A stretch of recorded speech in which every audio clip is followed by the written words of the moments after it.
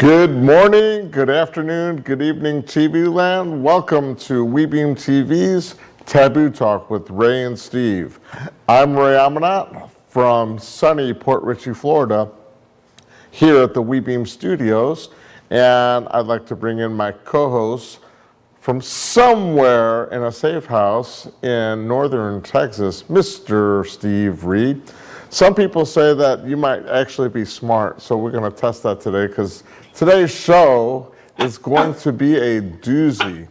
What do you think, Steve? Well, I think today we're going to be pushing the limits a little bit, and we are definitely going to be talking about some taboo things. Absolutely, absolutely. But before we get started, I'd like to let everyone know that, of course, this show is sponsored by Heroes in Action, which is a non-for-profit organization dedicated to violence prevention education.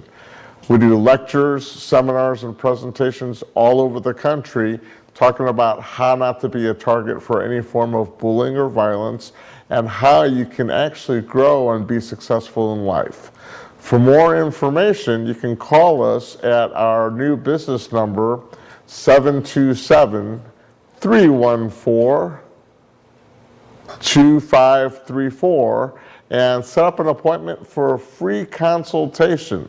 We would love to hear from you and let you know what type of programs we have that would help you help yourself. So on today's show, Steve, we're going to be discussing how religion and morality fit into the narrative of what's happening in our country today. This is, I would say, a pretty taboo topic because the breakdown of our country, I think, has to do with morality and faith. What say you, as Bill O'Reilly would say? Well, Ray, I'm going to throw the question right back to you first. Before I give you my answer, what is morality? How do you define morality? Well, I mean, morals and values that make you a better person or treat other people with respect is how I view it. Do you have morals? Do you have values? Do you have a value system? Some people's value system could be bad and they're happy with that and they treat people without respect, and that takes them down that dark path, but they think it's okay. For me, exactly.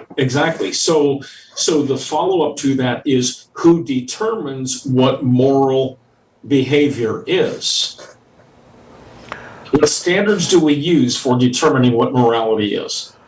Well, that's kind of why we have the Constitution. That's why we have the laws that, you're not going to commit crimes. You're not going to do things that are hurtful or degrading to another human being or their property.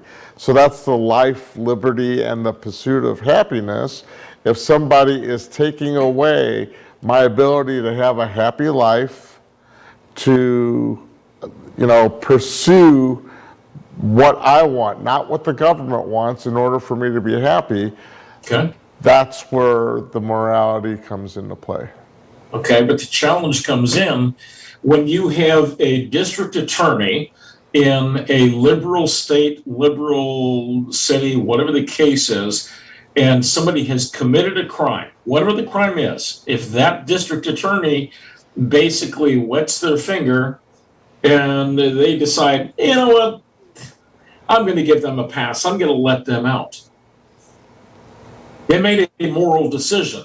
Now let's look at two different scenarios. So January 6th, 2021, we had an insurrection. Oh my gosh, the whole world is coming to an end because the Trump supporters decided they were going to form an insurrection. Last time I checked, generally when there's an insurrection, there are guns involved, but they didn't have any guns. Okay, so we had this supposed insurrection, but the summer before we had riots, violent riots, where a lot of people were killed. Billions of dollars worth and property was destroyed. Businesses were burnt down. People went out of business. People were using lasers to purposely try to blind police officers. And the list goes on. They destroyed statues. They destroyed government property. Nothing was said. Nothing was done. It's nothing to see here. Ray, that's a morality thing. You've got district attorneys that decide they're going to turn a blind eye to that, even though, based on you and myself, we're looking at that as being immoral to do those kinds of things. But yet the government gave it a pass in many cases. But people that entered the Capitol building because somebody, a security person, a police officer, an FBI agent, whomever, somebody let them in. There are people that are in jail right now, and their rights are being violated. So your assessment, we've got the Constitution. That's our moral framework. But is it? And they're attacking the Constitution by also attacking our Supreme Court justices. The list goes on. They're trying to strong-arm them into making decisions that the left wants, not that should be upheld by the Constitution. Yes. So back to my question: who determines, or what is morality, and who determines what morality is? For those people, I pose to you those people that are letting the criminals out of jail, out of prison, etc. And they're not doing time. They're not paying the price for their crimes that they committed. Those people that are letting them out, I believe, based on my value system, that they are being immoral. I recently saw a video on one of the news stations, and it was a video of a guy, it was a homeless person, that threw an elderly woman, she was in her 60s, down a flight of stairs. Yeah, geez. Walked away, and then she fell down half the flight of stairs. He walked back to her and threw her down the rest of the flight of stairs. And at the bottom of the stairs, he just started kicking her and stomping on her. Now, what pissed me off is on the escalator coming up from those stairs, you had bystanders that nothing to see here. They just walked past and did nothing. The next video showed the same person on a train stabbing someone in the side of the neck, hitting a carotid artery over 10 times. He's killed. And now they're saying, well, we're going to put him in prison and he's going to be making over $17,000 or something like that, or $1,700 a month from our government caring for this guy that should get the death penalty. I don't know why, when there's so much evidence, there's video evidence of him doing what he did, that they can't keep criminals in prison and enforce our laws. And I think this world is getting to a place where we do need the death penalty, especially if there's overwhelming evidence to let people know we're not going to put up with this anymore. Exactly. Okay, so case in point. Last year, Kyle Rittenhouse went through a trial. He was arrested. He was charged with murder. He won. He was acquitted, He was victorious in that particular trial. As it turned out, he was simply defending himself. He was the one that was being attacked, and because he was defending himself, a couple of guys got killed, okay? Well, he's defending himself. Now, is that a moral thing? Yes, that was a moral thing. Based on the Constitution, we have the right to defend ourselves, but that's also a moral choice, okay? We have the right to do that. Thus, the Second Amendment comes into play, and we are given the right to protect ourselves with whatever, firearms, knives, forks, whatever, cars. Somebody's attacking you, you've got the right to defend yourself. So basically what you're saying, everything that we're talking about so far is that morality is subjective. Yes, I mean, based on the world right now. look at what I do for a living. I've been in martial arts for over 40 years. One of the most common questions people ask me, do I have to register my hands? Am I a lethal weapon? Which is a bunch of BS. Yeah. Just like any pro boxer, any pro athlete, yes, I have the skill set to hurt somebody or take someone's life pretty easy.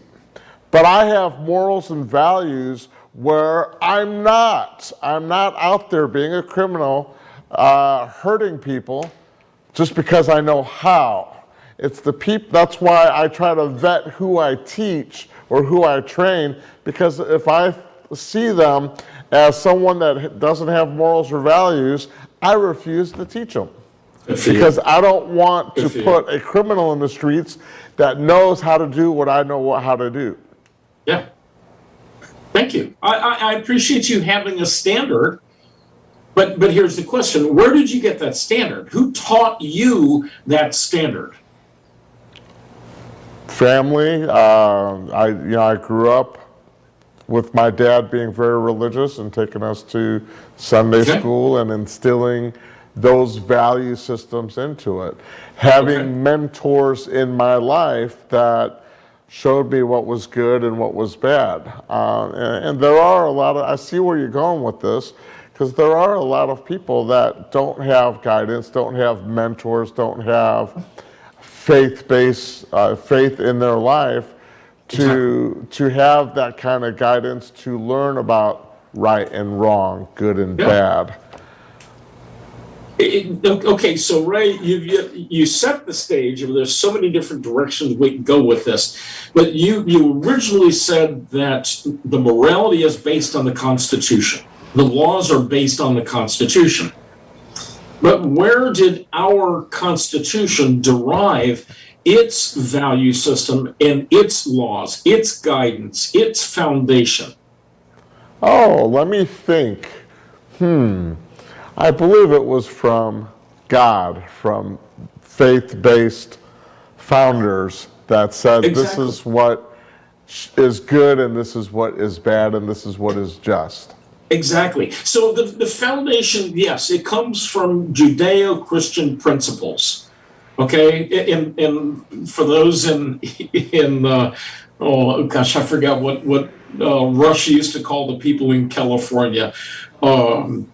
Anyway, it's not relevant. But for those people that are slow learning, Judeo is Jewish and Christian, Israeli, typical Old Testament, to put it that way, Old Testament and New Testament teaching. So Judeo-Christian values was the foundation for our Constitution. And then you look at some other documents that are out there, the Magna Carta and so forth from England and so forth.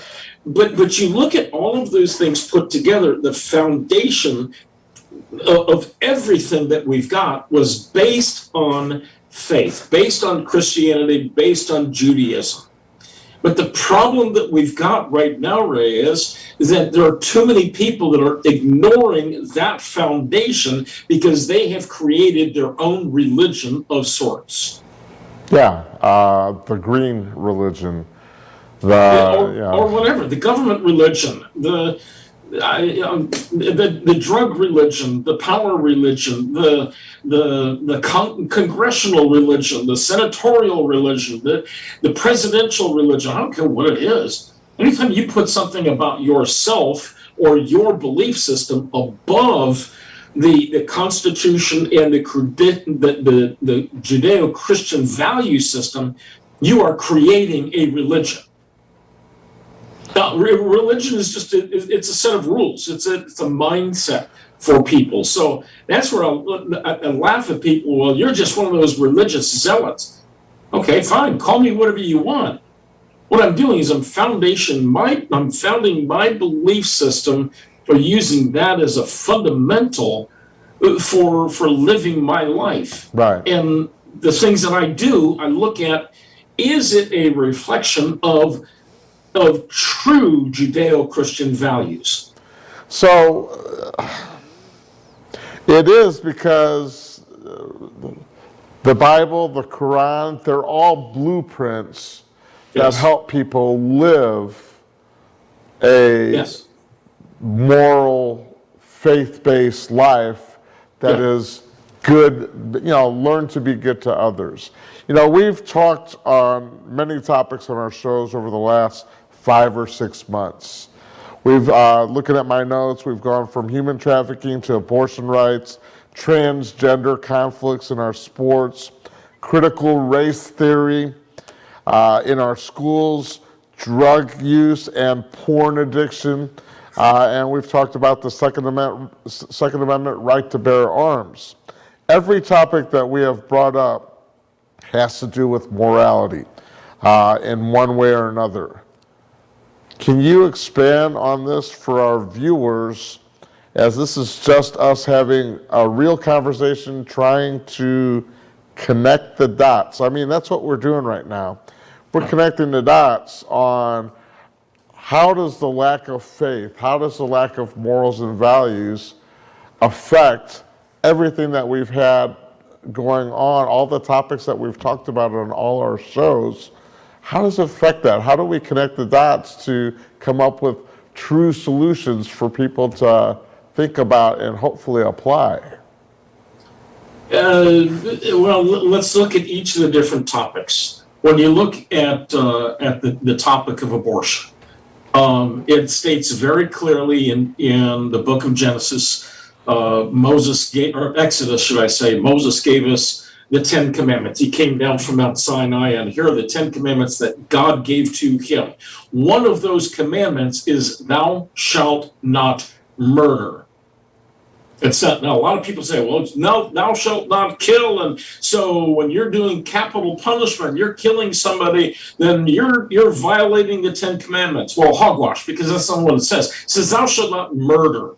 Okay, and there's a major difference between the two. So if you believe in the fundamentals, the foundation of the 10 Commandments, and it says, thou shalt not murder, then when somebody goes into an abortion clinic and that doctor, that nurse, whomever, whatever that person is, whatever their credentials are, if they take another person's life, and frankly, I believe that all life starts at conception, scientifically proven that life begins at conception, what right do I have to take somebody else's life? I don't have that right. So that is a moral decision. The whole transgender nonsense that's going on. When you look, again, back at Scripture, Genesis, God created man and woman. He did not create other. I'm sorry, he did not create, there are two sexes, male and female. That's it. Okay, two genders, sexes, I don't care what you call it. It's all the same thing. We're going to be talking about semantics, male and female. That's all God created. Everything else is a delusion in your mind. Well, but that's not the way I feel. Okay, I'm going to digress for just a brief second. There's a school district in North Texas, not too far from me. The counselors, teachers, administrators, etc., of this school system, they have passed the rules and regulations that you have to placate or adhere to whatever anybody wants to call themselves, how they want to determine who they are, how they identify. And there are people that are students in the schools right now that are saying, I'm a cat. You have to identify me as a cat. And the school system is bound by their regulations that they have to determine, or they have to treat that person as if they are a cat. So do they when I was in college, set up a litter box for them? Do I gotta give them a water bowl and a feeding bowl for them to eat out of like a cat? Ray, when I was in college, okay, my undergraduate degree is in psychology. One of my favorite classes, abnormal psychology. That is a textbook case of abnormal psychology. They're sick. They're demented. They're delusional. And we used to call that abnormal. Now society, because of our lack of morals, is calling that normal. We have to accept them. No, I don't have to accept them. It's funny because my dad was a psychiatrist, and he would have patients that would come to him to be cured, or can you help me with this fantasy that I'm having, this way of life. And now it's become the new norm where people aren't seeking out to get help. They're just saying, take me as I am. This is how I'm supposed to be. And the morals and values are gone out the window. Okay, so Ray, let's look at how the morals have been decimated over the past 50 years. Back in the early 60s, Madalyn Murray O'Hair decided she didn't like prayer in schools because she believed in the fantasy of the separation of church and state. It is nowhere in the Constitution, by the way, okay? So she believed in this fantasy and pushed, and people started agreeing with her that there is a separation of church and state. And so you should not pray in school, in government buildings, et cetera, et cetera. There are courthouses around the world, around the country that used to have the 10 Commandments on the walls. Now they're taken away. They're covered up, et cetera, et cetera. So, go ahead. Well, one of the arguments that I pose to people, if you were to take away where the 10 Commandments came from, if you were to take away, this is not a message from God, this is just guidelines that we can all live by. If you were to take away all that, my next question is, do you agree with these 10 Commandments? Most people say yes. Yeah. It doesn't matter where it comes from. If it helps you become a better person and live a better life and treat people justly, what's wrong with it?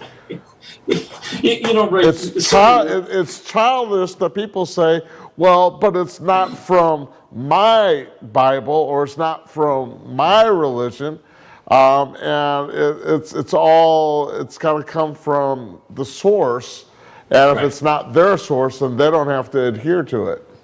Let me give you an illustration of something that happened many years ago.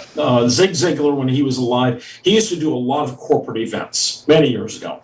And somebody was asking him and some of the other people in the Ziglar organization to come and do some corporate training for this particular company. And they said, the only thing that we're going to say, though, is you cannot enter any of this stuff with anything about religion, okay? And the Ziglar people said, well, that's not going to happen because that's the foundation of who we are. And he said, okay, well, let us give you a list of the topics that we talk about. And gave him a list of 30, 40, 50 different things, telling the truth, being nice to other people, being kind, being thoughtful, being generous, living moral lives, don't lie, etc. And then this whole long list of things. Guess where they got all of those principles from? From the Bible, every single one of them. And he said, which one of those values do you not want us to talk about? Well, we don't want to talk about those things these days. We don't want to talk about being honest. You know what, Ray, I'm going to digress for just a brief moment. In our court system, a witness is put on the stand and they have to swear to tell the truth, the whole truth, and nothing but the truth. Right? That's part of the system, right? Mm-hmm. But have you ever heard an attorney put his or her hand on a Bible and say they are going to swear to tell the truth, the whole truth, and nothing but the truth? It doesn't happen. So they can lie through their teeth, but nobody holds them accountable. But that witness has to be held accountable, but the attorneys don't have to be held accountable. That's a moral breakdown in our system. Wow. And the morality stems back from what the Word of God says, what the Scripture says, and how we are supposed to live. Now, I want to correct you on one thing. 10 Commandments, well, I believe and I try and adhere to all 10 of the 10 Commandments. The first 4, if somebody has a problem, the first 4 are about God, okay? You shall have no other God before you. Okay, I don't have a problem with that, okay? Some people that is amoral may have a problem. Okay, take the first 4 of those out. The last 6 are all about our relationship to each other. Do not kill, do not lie, do not covet, etc. Those kinds of things. Those are all moral things. But the problem is that's not being taught today. All of that has been taken out of our education system because, well, who determines the morality? My morality is different than yours. Okay, my morality is based on the Word of God. On what do you base your morality? How you feel? Feelings are fickle. Yeah, I mean, it's when the wind changes, this is how I feel now. Exactly. So there's Right. nothing set in stone. Ray, I think before I get wound up too much more, we should probably take some time to pay some bills. Sure. So tell us about Defenders Gateway and their coffee program. So Defenders Gateway is an organization that works on helping first responders and military families through their mobile app. And one of the things that they've added is the sale of their Defenders Gateway coffee. And the money that they raise from selling the coffee goes to nonprofits that support first responders and military families. So let's watch a quick video on what Defenders Gateway. It's finally here, Defenders Gateway Premium Coffee. Order yours today by land, sea, or air. Every day, millions of Americans sacrifice everything to put out our fires, mend our wounds, heal our sick, and protect our loved ones. Now all Americans have been asked to heed the call, to give back to the men and women who gave their all. And remember, folks, 60% of all proceeds of Defenders Gateway Coffee go directly to our defenders and their families. Order yours today at defendersgatewaycoffee.com.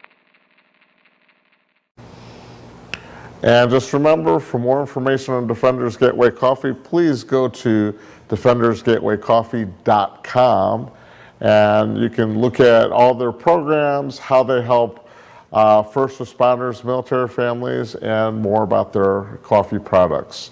It's a great organization, and they really fund lots of nonprofits that help our first responders and military families. Getting back to what you were talking about with taking God out of our schools, and also in the 60s, there was another thing where it was a dependency on welfare.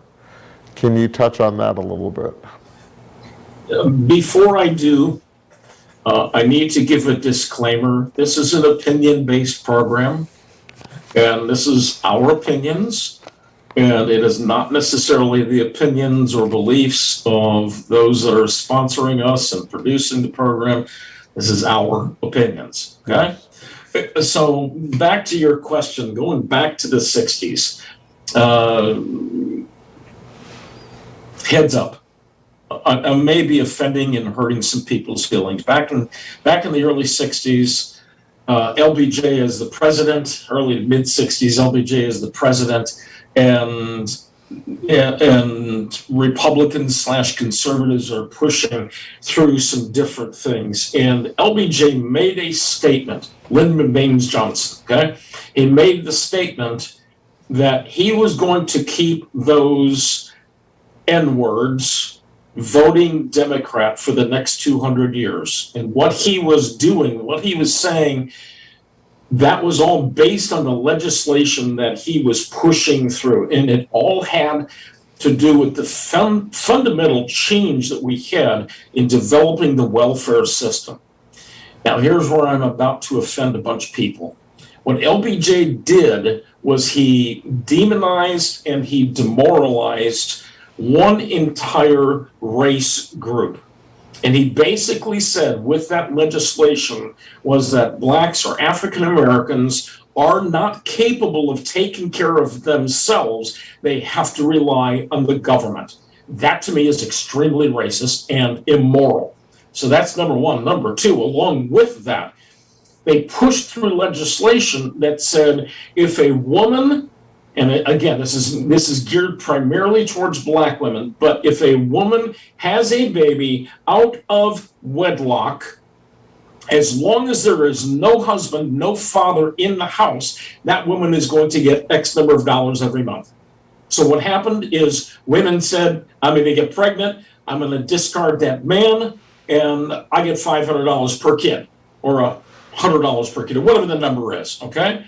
And so that there were women, or are women, that they just start producing baby after baby after baby, and no longer are their fathers in the house. As a result of that, who's teaching the children the good morals? Now, I'm going to make a joke out of this, but there's a meme that I just saw on Facebook earlier today, and it was basically, for those of you that are interested, you can now go to a large department store, big box type store, and you can buy Father's Day cards in packs of 5. Now, you may think that's funny, but that is a sad commentary on our society. I grew up in a household where my dad and mom were there together. And unfortunately, today, we have a divorce rate of 50+%. Right. Because people don't value that relationship. They don't value the morality and the standards that are there based on biblical principles. So when the government says that fathers are irrelevant, and we don't need fathers in the homes, what do you think is going to happen to our society?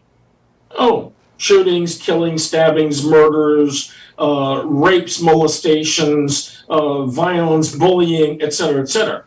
Hello? Just look at what has happened over the past 50 years. You know, on one of the shows not too long ago, we were talking about Second Amendment rights. And we talked about the fact that back in the 60s and 70s, it was not uncommon for teenagers to be coming to school with their pickup, or in their pickup, with a gun rack in the back, with a 12-gauge shotgun or a rifle in the back window. And today, look at what we've got. We got sickos out there because dads are no longer in the house, because we've devalued the father figure in a solid husband and wife, mother and father home being intact. I agree 100% with everything that you said.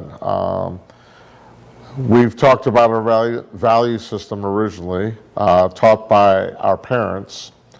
Now parents are relying on our school systems to teach morals and values to our kids. And the way, just in the past 2 or 3 months, with critical race theory and other things coming out as far as how our school systems are raising our kids, it blows my mind away. You know, when you have a lot of kids, I go to a lot of schools. I go to private schools, I go to faith-based schools, I go to public schools, and I'm working on trying to reach out to the homeschool population to offer programs on self-esteem, building confidence, knowing how to stand up to a bully, things like that. And a lot of the kids, you know, that are in especially public schools come from single family parent homes. The parents that show up to the PTA meetings are those that are husband and wife together. Yes. The parents that don't show up to the PTA meetings are the single moms that I got to carry 2 jobs to pay the bills. Yeah, exactly. I can't go to a PTA meeting. So now you have half of the parents that are not helping in decision making on what the school curriculum is. So parents are just like, that's your job, just teach my kid. And there's no oversight. So the schools are like, well, let's get away with whatever we can to teach an agenda rather than to teach morals and values. What do you think? Well, part of the problem is if you've got teachers that don't have any morals and values, and they're teaching our children, I don't think so. If I had kids today, young kids today, they would not be in public school. I would figure out a way to either homeschool them or put them in private school where they would be taught good, solid morals and values. But we're not getting that. But that's why I support school choice.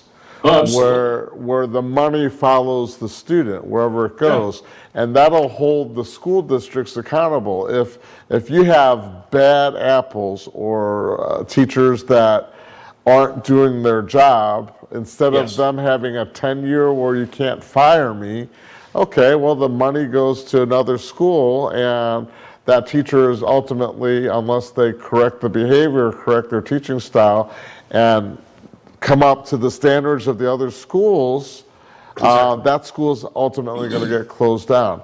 Money goes to where the schools are doing right by the kids, giving them the education that they need to grow and be successful in life.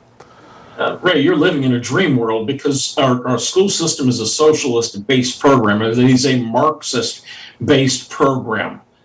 And pretty much all of the schools around the country, because they're going after the lowest common denominator. They're trying to pull everybody down instead of building everybody up. And if you don't have morals and values, then you're going to be teaching these students, young minds, you're going to be teaching them the wrong things. Case in point, there's a school system, I don't remember where it was. I want to say it was Houston, but I may be wrong on that. But there's a school system where one of the teachers decided that it was going to be appropriate to take the young students that they were working with, second, third, fourth graders, take them to a drag queen event.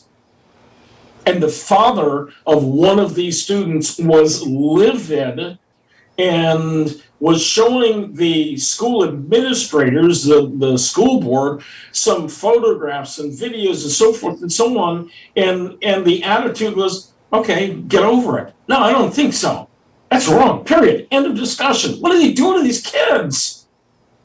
That's a lack of morals. Now, frankly, if I had any kind of authority in that school district, that teacher would be gone and would never teach in another school district anywhere in the country. The problem is our school systems are trying to become amoral. We've taken God out of the school system so we can be amoral, because morality is based on religion, and we are a separation of church and state. Hogwash.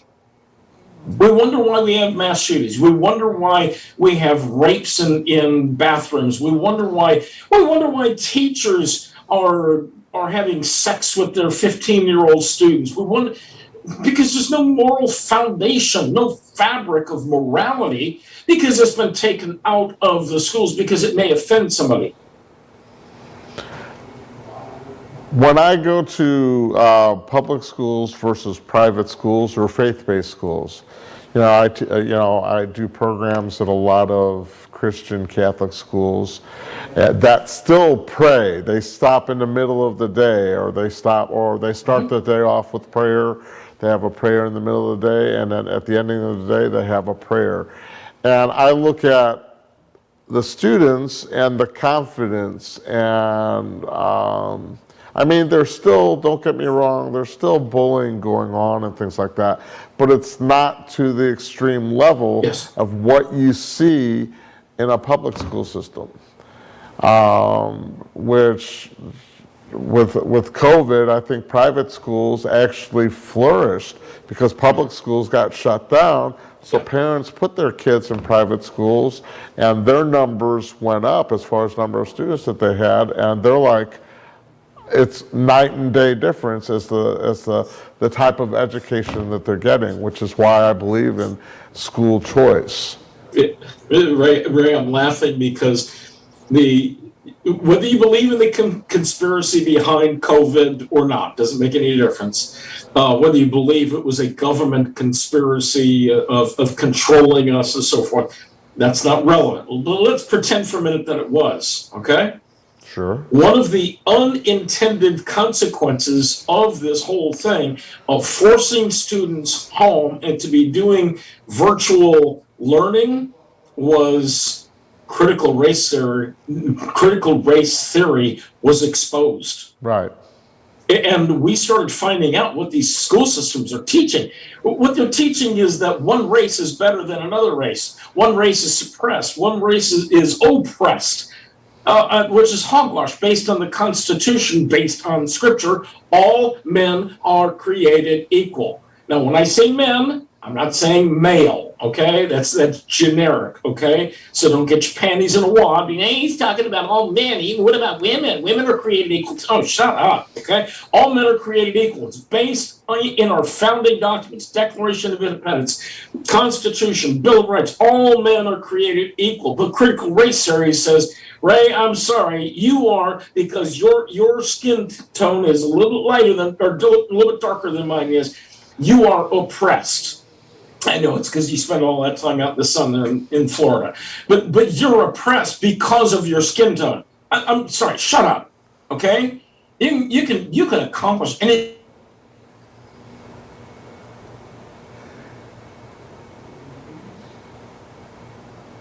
I think we got I froze again there. You I saw froze. that. So Say it anyway. again. Say it again. Finish your thought. But I don't know where I left off. My rant was going on.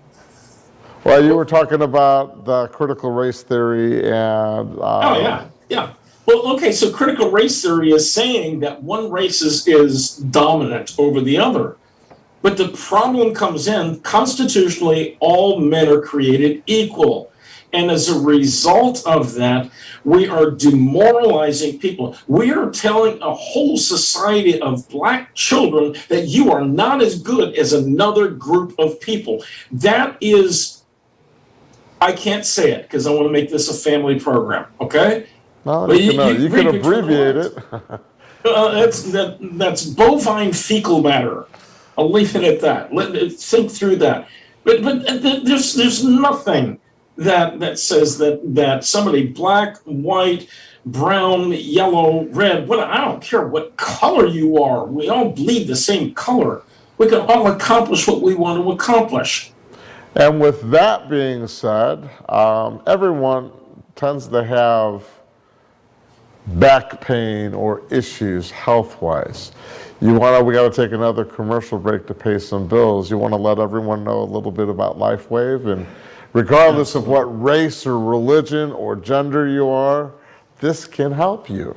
Absolutely. As a matter of fact, Ray, that was a great segue, because just like we all bleed red, we all have stem cells in our bodies. And the older we get, the less those stem cells are being activated. So about 20 years ago, scientist, business founder, entrepreneur David Schmidt came up with the whole concept of LifeWave, and it is wearable technology. And it's a whole series of different types of patches, no drugs, no alcohol, no pills, no lotions, nothing to drink, no injections, anything of that sort. You just simply peel off the little backing, stick it on your body, and here's what you get. You're going to get rapid pain relief. You're going to get wound healing faster. You're going to get better sleep, more energy, more focus. And it will also improve the collagen in your body, and it's going to tighten up the muscles in your face, and you're going to start looking younger as well. So for those of you that are dealing with lower back pain, real quick, I had some major back pain. A year ago, my friend Barbara introduced me to this little stem cell patch, okay? It activates my stem cells. I put that on the base of my neck, and within 36 hours, the back pain, for the most part, was completely gone. I had 3 major surgeries last year. I was on pain medication for 3 days for the second and third surgery. For the first surgery, for 10 days, but the first surgery I didn't have these stem cell patches. But the second and third surgery, I was using the pain management or the stem cell patches, and the pain only lasted 3 days. So if you're dealing with pain, you want better sleep, you want better focus, reach out. I'd love to send you a short video. It's about 3 minutes in length that explains how the program works. Just send me an email to steve@stephenreedministries.com. And you watch the video. If you want a free sample, no obligation, I'm going to need your mailing address, and I can send one of those samples to you. I'd love to help you get out of pain and get better focus and better sleep on a day-to-day basis. Reach out. All right. Thanks, Steve. Thanks, Steve. Can you give our viewers some examples of how a positive mindset, since you're the mindset guy, you're the coach, How it fits into the problems we're dealing with today, Mr. Mindset? Well, we've been talking about fatherless homes. If there's no father in the house that's going to encourage and teach and guide and direct the children, who's giving them the insights or the mindset if the dad's not there? If the dad's not there feeding positive things into the children, where are they getting it? They're getting it from their peers. They're getting it from gangs. They're getting it from the internet. They're getting it from movies, from videos, from et cetera, et cetera. They're getting it from all the wrong places. So if we go back to having fathers in the home with the moms and they're teaching good, solid values, we're not going to have kids that grow up and become mass murderers. We're not going to be raising children up to become rapists and molesters. What we're going to have is dads that are teaching proper values like respect women. I need to stop you on that one for a second, and this is my opinion. I agree there should be fathers back in the home, but you're looking at the generations that are coming up that have not been taught anything. If they become a father, they're not going to know how to teach their child morals and values that they've never been shown. Absolutely. So it's an education process that we have to, undo what has been done and re-educate people into knowing what morals and values are and how to instill them in that family household. I mean, it's not just, let's bring the dad back and things are going to be hunky-dory. That's a bunch of BS right there. Totally agree with you. So what do? We get moms and dads, families back into churches that are teaching good, solid morals and values. I guarantee there are churches out there, big and small, that are teaching parenting classes. So moms and dads, maybe you need to go back into church and start learning some parenting skills. There are all kinds of programs out there that are teaching good values and parenting skills. So, we got to bring them back. A friend of mine, Nick, he's living in the North Dallas area. He's got a car detail service. But what's unique about his detail service is he helps young men that have been incarcerated and unfortunately they lost their homes, okay? They get out of jail, out of prison. He takes them, teaches them good, solid moral values, teaches them how to be good workers, how to be good fathers again, and how to get back involved with their children's lives. So we need more people like Nick. We need more people like that, right? We need more people like you that are teaching good values when you're talking about martial arts. Because I'm gonna guess that probably 50, maybe 60% of what you teach in martial arts has nothing to do with how you swing your hands and kick your feet. It's about what's going on up here and doing the right thing. It's just like what you said earlier. If you see somebody that isn't of good moral value, you're not going to teach them. You're not going to coach them. Well, I'm going to teach them, not martial arts. I'm going to teach them how to be a good person. Yes. And once I've seen that and I truly believe that they've changed, then I may, because I don't want to teach somebody that's going to use and abuse what I teach them to harm other people. So I'm not going to turn anyone away as a coach, as a mentor. I'm just going to say, look, this is not what you need to learn right now. Right now we need to go down a different path because there's other issues that you need to deal with. And if I'm not qualified to train you, then I will find somebody that's qualified in training you to learn morals and values. And once you're ready, you can come back to me. Now, for that same token, not every church. There are churches that are out there that are kind of giving in, and if we can't beat them, join them. So I implore people, if you're going to go check out different churches and sit in and see if their message resonates with you and it's what you're looking for that's going to instill that positive change, that'll affect your life in a positive manner. Don't just go to any church. You know, there are churches that are out there that I would not send my best friend or anyone else to, just because I think that they've broken down their message to fit in with what's going on now. Yeah, okay, Ray, that's another whole subject. Okay, we don't have time for that. I know. But you know, when I'm working with somebody, young or old, I don't care where they are, and I've got clients literally coast to coast from Virginia to California. And I was working with a young man, actually not too far from you in St. Petersburg. And we were talking about his moral judgments and his value system. And I was working with him to help him change his value system. And because of some of the good choices that he was making while we were talking, I said, let me do this. Let me find a good church in your area, and I will connect you with somebody on staff in that church. And hopefully you can start being mentored by somebody that's on staff in this good church. So, well, I'm not a directory for churches. I did some research on it, but I found a church and I did some phone calls and I talked to the staff and so forth. I said, I got a young man that needs your help. Can you help him? And they said, absolutely.